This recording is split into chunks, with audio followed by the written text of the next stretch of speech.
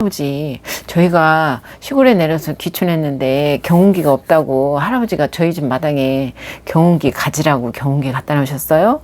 라고 하는지, 그냥 어느 때 아침에도 보면 불쑥불쑥 들어와서 마당 안에 벤치가 있거든요. 거기에서 그냥 거절할 때는 정중하게 거절도 해야 된다는 걸 말씀을. 안녕하세요, 반갑습니다.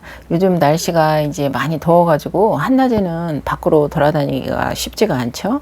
근데 시골에서는 그 시골 농사 지시는 분들은 아침에 한 5시만 되면 일어나셔서 9시까지, 아침 9시까지 열심히 일을 하시고, 그 외의 시간은 휴식 시간으로 이제 집안에서 쉬시다가 한 오후 한 5시, 4시, 5시 정도 되면 다시 들판으로 다시 나가서 일을 하시고 그러셨던 저희 부모님이 그렇게 하셨었거든요. 그래서 계절이 바뀔 때마다 농사철이나 이럴 때 그런 기억들이 많이 나곤 합니다.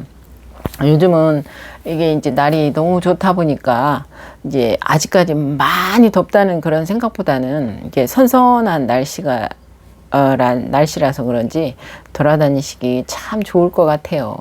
저도 열심히 돌아다녀야 되는데 직장 생활하고 하다 보니까 바빠서 그럴 여유가 좀처럼 나지를 않네요. 아마 핑계일 수도 있겠죠. 오늘은 시골에서 경험했던 일을 한번 말씀드리려고 합니다. 시골에서 저 옆집에 사시던 분이 약간 말을 좀 어눌하게 하시는 분이 있어요.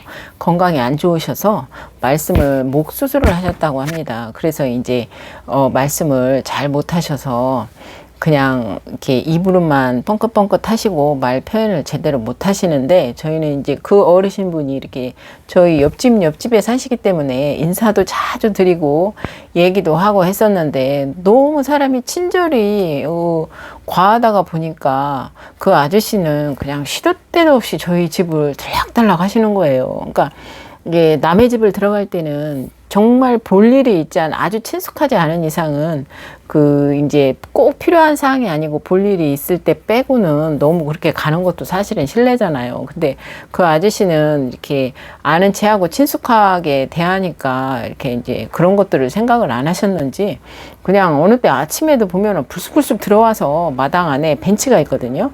거기에서 그냥 이렇게 어둑하니 앉아서 저희 거실 쪽을 바라보고 계시는 거예요. 그러면은 저희 같은 경우는 이렇게 아침에 일어났다가 이제 깜짝깜짝 놀래곤 했었어요. 근데 그 아저씨는 아무렇지도 않은 듯이 당연하게 생각을 하시곤 하더라고요. 그래서 저희가 이제 남편이랑 저랑 둘이 그렇게 생각을 했죠. 친절이 너무 과해도 안 되겠구나. 그래서 자를 땐 잘라야 되겠다 싶어서 그 아저씨가 이제 당일날 들어온 날 말고 그 다음에 또 들어오셨어요.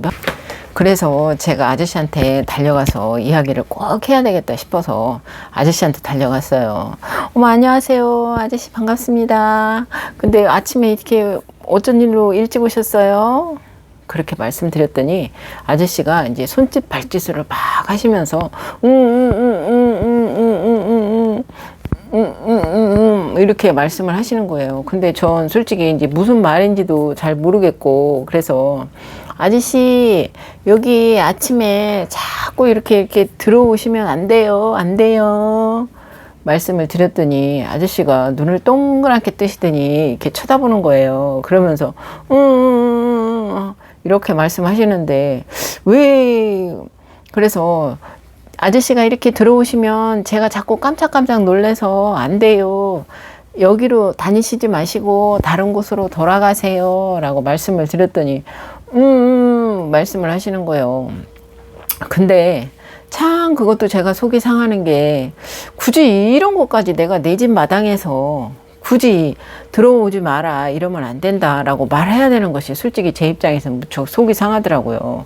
아는 분도 아니고 모르시는 분이 더군다나 이게 갑자기 막 이렇게 남의 사적인 공간에 들어와서 불쑥불쑥 들어와서 앉아있고 한다는 것이 저는 이해가 안 가는데, 그 아저씨 입장에서는 어떤 생각을 하고 계시는지, 그냥 마당이 있으니까 넓으니까 대문도 열려 있고 하니까 그냥 들어와서 앉아 있어도 되겠다라고 생각을 하셨던 모양이에요. 그래서 나중에는 안 되겠어서 제가 남편에게 정중하게 말씀드려라, 이건 아니지 않냐라고 말을 했더니 남편이 나중에 그 할아버지께 말씀을 드렸던 모양이에요. 그랬더니 할아버지가 기분이 좀 안 좋은 듯 하면서 나중에 조금씩 조심하시더라고. 이렇게 자주 안 오시더라고요.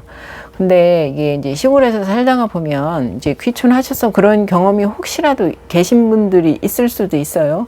그럴 경우에는 그게 꼭 그 기분 좋고 나쁨의 그런 차이가 아니라 이게 거절할 때는 정중하게 거절도 해야 된다는 걸 말씀을 드리고 싶어요. 왜냐면 말을 안 하면 계속 불편한 상황을 계속 만들기 때문에. 그리고 그분들은 내가 이제 들어가서 계속 들어가도 상관없겠네, 괜찮네, 저 사람 아무 말 안 하네 라고 생각을 하시기 때문에 우리가 불편할 때는 처음에 조금 기분이 안 좋더라도 해야 될 말은 확실하게 하고 옳고 그름을 조금은 구분을 해서 하지 말아야 될 행동과 조금 해야 될 행동을 조금 구분을 해야 되지 않을까, 저는 그렇게 생각을 합니다. 제가 겪어본 바로는 그래요. 그리고 저희 옆집에 할아버님이 계세요. 85살인데 연세가 꽤 있으심에도 불구하고 경운기, 트랙터, 여러 가지 모내기 기계 등 해가지고 기계를 그렇게 잘 다루세요. 근데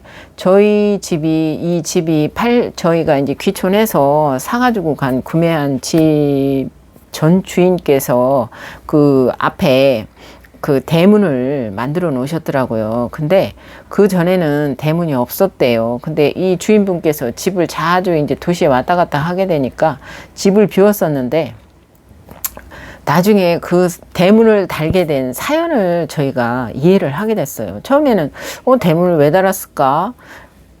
나중에 저희가 그 할아버지를 겪고 나서 이해를 하게 됐어요. 그 할아버지가 저희 집 앞에, 마당 앞에 밭이 있는데 농기계를 거의 저희 뒤편 쪽에다 다 갖다 놓으시는 거예요. 그래서 왜 자기네 땅에 있으면서 왜 남의 땅에다가 저걸 자꾸 갖다 놓을까라고 생각을 했었거든요. 근데 본인 땅은 놀리는 한이 있어도 자기네 밭에는 농기계를 절대 놓지 않고 남의 땅에다가, 남의 소유에 자꾸 갖다 놓으시더라고요. 그래서 나중에는 이제 그 할아버지가 정말로 이해가 안 되더라고요. 근데 어느 날 할아버지가 농기계, 경운기를 저희 집 마당에다 갖다 놓으신 거예요. 그래서 가슴이 덜컥했죠. 혹시 이 할아버지가 계속 이러시는 거 아닐까 싶어서 제가 하루는 참았어요. 할아버지가 나중에 또 한 번 또 갖다 놓으시는 거예요. 그래서 안 되겠다 싶어서 고민을 하다가 제가 달려갔어요. 할아버지가 계시더라고요. 어머, 안녕하세요, 할아버지. 뭐 하셨어요? 그랬더니, 예, 일을 하고요. 네, 그러셨어요.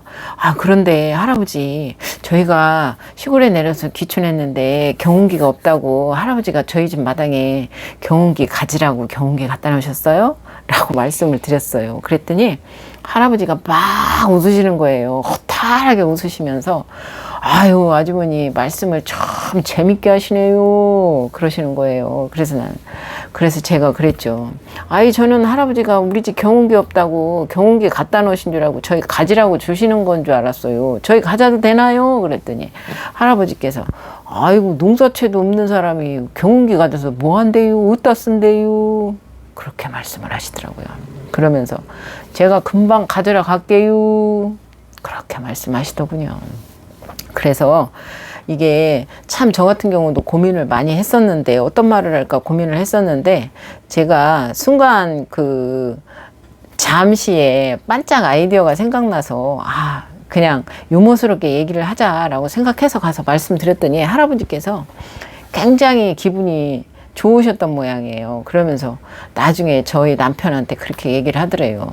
아주머니가 참 유머스럽더라고. 그러면서 그렇게 얘기를 하더라고. 그러면서 당신이 뭐라고 얘기했어? 그러더라고요. 그래서 제가 남편한테 그 얘기했죠. 아니, 할아버지가 경운기를 갖다 놓으셨길래 우리 경운기 없어서 할아버지가 경운기 주시는 거냐고, 저희 주시는 거예요 라고 말씀을 드렸다고. 그랬더니 남편이 그 얘기를 듣더니 그렇게 얘기 잘했다고 라고 나중에 제가 남편한테 칭찬을 들은 기억이 있어요. 그러니까 여러분들도 혹시나 이렇게 시골에서, 그렇다고 시골 노인들한테, 이게 어르신들한테, 한참 어르신들한테 아무리 안 좋은 상황이 와도 이렇게 따질 수도 없고 왜 이렇게 하셨냐라고 말하기도 참 쉽지가 않아요. 그리고 나서 제가 이 말을 하고 나서 할아버지 이제는 안 갖다 놓겠지 생각했는데, 다음에 또 제가 없을 때 마당에 경운기를 또 갖다 놓으셨더래요. 그래서 제가 남편한테 그랬죠. 이제는 그냥 넘어가면 안 된다. 당신이 확실하게 선을 그어야 된다. 기분 좋고 나쁨이 아니다. 그렇지 않으면 할아버지는 계속해서 우리 집에 농기계를 계속 갖다 놓으신다. 그랬더니 나중에 정중하게 말씀을 드렸나 봐요. 할아버지, 이거는 개인적인 사적인 공간이기 때문에 여기에 마당에 경운기를 갖다 놓으시면 안 돼요. 그랬더니 할아버지께서 그러시더랍니다. 그래요? 갖다 놓으면 안 되는 거예요? 이렇게 말씀하시더라는 겁니다. 그래서 네, 그러시면 안 됩니다 라고 말씀을 딱 잘라서 드렸더니 알았다고 이렇게 대답을 하시더랍니다. 그리고서 그 이후로는 할아버지께서 경운기를 안 갖다 놓으세요. 이게 시골에 살면서 가장 힘든 것이, 시골뿐만이 아니라 도시에서든 어디 생활을 하다가 보면은 저희들이 누군가에게 정확히 사절을 해야 될 때, 나쁜 말을 해야 될 때, 그때 말하기가 참 힘든 때가 있어요. 그렇지만 그 순간 때문에 그 순간을 정확히 얘기를 안 하고 옳고 그름을 말을 안 하고 그냥 지나가게 되면 나중에 더 큰 일이 자꾸 이렇게 쌓이다가 보면 서로가 마음을 굉장히 많이 다치게 되더라고요. 그러니까 여러분께서도 혹시 시골살이를 하실 때 이웃과 그런 상황이 닥쳤을 때는 정확하게 구분을 하셔서 기분 나쁘지 않게 말씀을 드리는 방법도 좋지 않을까. 시골에 살면 제 의도와는 상관없이 벌어지는 일들이 너무너무 많아요. 그러니까 여러분들도 아마 많이 사셨던 분들은 이해하시리라고 생각이 됩니다. 갑자기 옆집에 할아버지가 생각이 나서 오늘 영상을 짧게 올려봤습니다. 그러나 시골살이는 항상 즐겁고 그 재미는 있어요. 근데 많은 분들이 한편으로는 로망으로 많이 생각을 하시더라고요. 그러니까 저 또한 지금은 이제는 시골에 한 조금 살다가 몇 달 살다가 다시 도시에 올라와서 직장 생활을 하면서 느끼는 거지만 다시 시골로 가고 싶을 때가 너무너무 많아요. 그렇지만 이제 현재 제 개인적인 생활이 있기 때문에 금방 내려갈 수는 없지만 나중에 이게 나이가 조금 더 들어서도 가고 싶은 곳이 그곳이 아닌가 제가 늘 생각을 하고 있습니다. 나중에도 내려갈 생각을 하고 있습니다. 그러니까 지금은 직장 생활이 제 직장이 있기 때문에 어쩔 수 없는 상황이지만 나중에 그 귀촌의 꿈은 영원히 계속되지 않을까 생각을 합니다. 함께 해주셔서 감사합니다.